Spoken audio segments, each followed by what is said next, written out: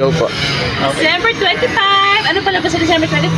Espantaho. Espantaho With the prime po. superstar, Miss Ang Judy Ann panoorin Santos. on December 25, kasama niyo po yung mga kaibigan, kapitbahay, dahil rated PG po. See ya!